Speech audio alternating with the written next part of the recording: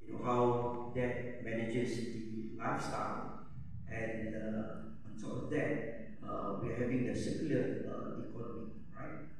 So I think what's important during the situation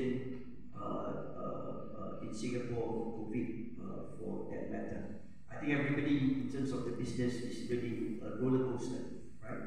And when we look in terms of that halal principle, I think it's pretty important that we should be able to identify that halal is not only just specific about halal. In a kind of a Muslim context, we further narrate that as the entire ecosystem that we are very familiar regarding about halal, toiban, as well as the mubarak. Now, if halal food is not safe for consumption, it may be halal, but it might be harmful to the consumer. So this is actually kind of a lifestyle right now in mind of many of the consumers, right? And at the same time, whatever that are produced today will go back to the earth, right? And that's where the Mubarakan, we talk about the sustainability, we talk about how important not to waste the food, right? So in the context of where we are in Singapore, you know, the government agency once came to me, and we had this kind of dialogue to say that, hey look, in the various part of the Singapore, we have hawker centers throughout the whole entire island.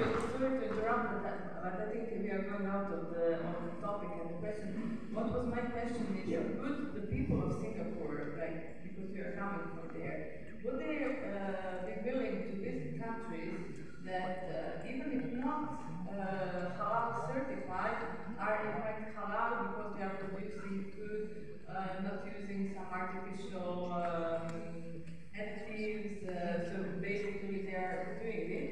Or you will choose a destination that you know that is certified? Certainly, the first part of the preference for the Muslim travelers, it's not only for Singapore, but I think being a Muslim, I think the number one is a personal responsibility, you know, to ensure that food is really halal, right?